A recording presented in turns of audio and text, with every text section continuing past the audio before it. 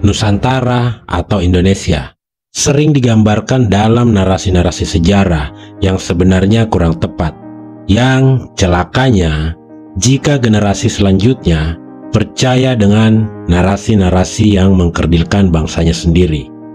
Seperti narasi bahwa bangsa kita hanya menggunakan bambu runcing saat berperang, fasilitas dan ekonominya tertinggal dibanding wilayah-wilayah sekitarnya, primitif dan belum pernah berinteraksi dengan bangsa manapun, intoleran terhadap budaya lain, hingga ada yang mengatakan bahwa Nusantara itu dari dulunya ya memang tertinggal dari segi apapun. Benarkah seperti itu? Atau jangan-jangan ini hanyalah akal-akalan penjajah saja yang sengaja memburamkan sejarah kehebatan bangsa Nusantara agar anak cucu bangsa ini selalu merasa kerdil di hadapan bangsa lain dan tidak lagi mengenal bahwa nenek moyangnya merupakan bangsa besar di masa itu. Saya yakin orang-orang yang berpola pikir bahwa bangsa Nusantara adalah negeri yang lemah pastinya hanya melihat dengan kacamata kolonialisme sejak abad ke-19 Masehi, dan itulah yang mereka percaya. Namun semua itu keliru.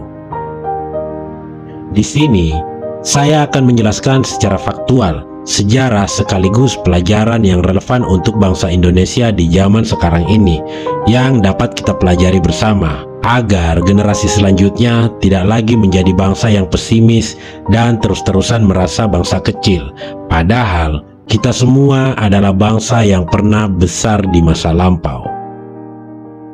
Sekarang mari kita buktikan betapa besarnya bangsa kita.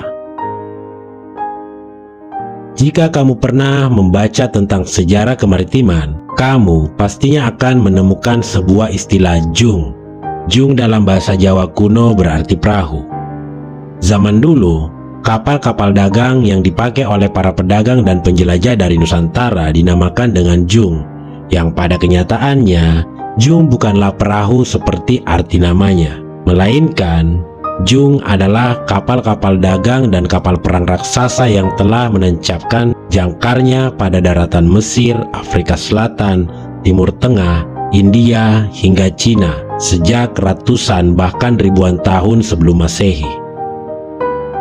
Bahkan, para penjelajah dari Eropa Portugis yang baru saja menjelajahi samudra pada abad ke-15 Masehi kaget ketika mereka mendarat di Afrika Selatan atau dikenal juga dengan nama Tanjung Harapan.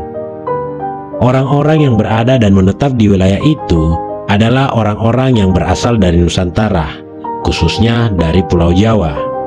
Dan mereka telah menetap di wilayah itu sejak ratusan tahun sebelum penjajah Portugis datang ke wilayah Afrika.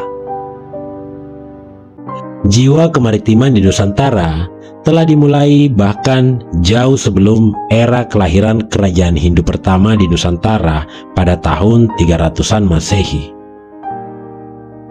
Seorang geografer terkenal asal Romawi kuno pernah menulis catatan bahwa banyak kapal dagang raksasa terbuat dari kayu yang kuat yang berasal dari wilayah Kolandia Ponta, sebutan untuk Sumatera Jawa, karena dua pulau tersebut dulunya masih satu pulau sebelum terpisah karena letusan Gunung Krakatau pada tahun 416 Masehi. Ditambah lagi, ada sebuah catatan Cina kuno yang ditulis oleh Wen Chen pada abad ke-13 Masehi yang berjudul Hal-hal aneh dari selatan, yang berisi catatan tentang kapal raksasa dari kayu yang kuat yang dapat membawa hingga 10.000 kargo. Sejalan dengan kemaritiman itu, bangsa Nusantara secara otomatis adalah bangsa pedagang dan inovator. Bagaimana tidak, bangsa Nusantara telah melakukan perdagangan ke Cina hingga ke Mesir. Padahal di zaman itu belum ada sebuah bangsa yang berani membuat kapal mengarungi samudra. Bangsa Nusantara telah menjadi bangsa yang sangat kaya dan makmur karena perdagangan dan inovasi. Bahkan ketika masa keemasan zaman pengarungan samudra oleh bangsa Nusantara dari abad awal Masehi hingga zaman Majapahit, dikatakan bahwa seluruh jenis rempah-rempah dari Asia dapat ditemukan di Nusantara, khususnya di Pulau Jawa.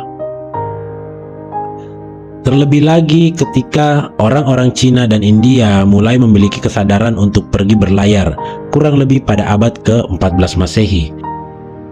Karena merasa termotivasi oleh bangsa Nusantara, mereka menggunakan kapal-kapal yang dibuat oleh orang-orang Nusantara untuk menumpang dari Cina ke India dan dari India ke Cina. Bukan hanya berdagang, ternyata bangsa Nusantara juga adalah bangsa pertama yang membuka jasa travel antara negeri. Mirip dengan itu, ketika penjelajah Portugis pertama kali di Nusantara, mereka merasa luar biasa kerdil ketika membandingkan kapal mereka dengan kapal jung. Kemudian, mereka dengan nekat mencoba menyerang jung dengan meriam-meriam terbaik asal Eropa. Jung yang memiliki 4 lapis kayu yang terbuat dari jati dalam desain kapalnya, bahkan 1 lapis saja tidak dapat ditembus oleh meriam-meriam tersebut. Akhirnya, pelaut-pelaut Portugis belajar cara membuat kapal jung, sekaligus membawa dan menyewa sekitar 60 arsitek kapal dari Jawa untuk membuat kapal jung untuk kerajaan Portugis. Terakhir, dan ini adalah bukti bagaimana maju dan terbukanya bangsa Nusantara, yaitu tentang toleransi. Toleransi yang saya maksud di sini mencakup seluruh hal, yaitu agama, ras, hingga suku. Contoh yang pertama adalah kebanyakan gelombang migrasi dari daratan Tiongkok ke Nusantara bisa dipastikan bahwa migrasi-migrasi tersebut adalah dikarenakan Nusantara adalah pusat perdagangan dan peradaban dunia dan juga adalah bangsa yang sangat toleran. Contoh yang kedua adalah variasi agama. Kita semua tentunya tahu bahwa agama leluhur di Nusantara sangat variatif. Berawal dari ajaran Kejawen, Sunda Wiwitan, Kaharingan, Aluk Todolo, dan lain-lain yang merupakan agama asli Nusantara, hingga masuknya Hindu dan Buddha dari kebudayaan India, Islam dari pendatang-pendatang Arab, lalu Kristen dan Katolik dari negara-negara Eropa. Semua agama tersebut diterima dengan sangat baik di Nusantara. Contoh ketiga adalah bangsa kita sangat terbuka dan menerima satu sama lain. Menurut data yang ditemukan, bahwa tidak pernah ada perang yang terjadi karena alasan agama atau ras di Nusantara. Apabila ada perang, seperti parekrek atau bubat, dan lain-lain, maka penyebabnya adalah murni politik atau ekonomi. Secara sederhananya, bahkan kerajaan pertama yang diserang oleh Majapahit saat ingin merealisasikan Sumpah Palapanya adalah kerajaan Bali, yang notabene sama-sama kerajaan Hindu dan memiliki ras yang sama dan jenis suku yang mirip. Bukan kerajaan Sunda Galuh yang memiliki jenis suku yang notabene berbeda dengan Majapahit, atau Kesultanan Samudra Pasai, Kesultanan Ternate yang bercorak Islam dan memiliki suku dan ras yang sangat berbeda dengan Majapahit.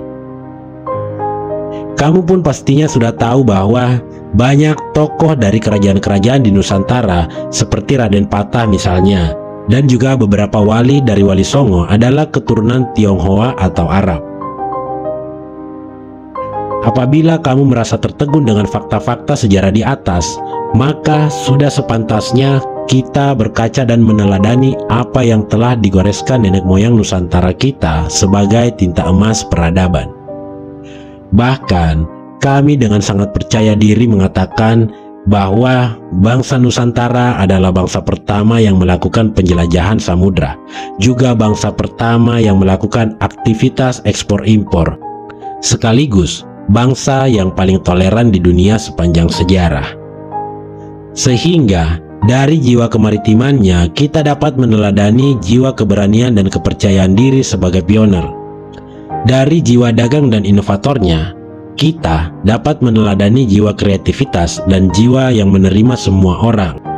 Terlepas dari apa latar belakang mereka, kita dapat meneladani jiwa toleransi dan menghargai sesama. Kita harusnya percaya, bukan tidak mungkin bangsa Indonesia dapat meneladani atau bahkan mengulang kegemilangan peradaban nenek moyang kita dulu.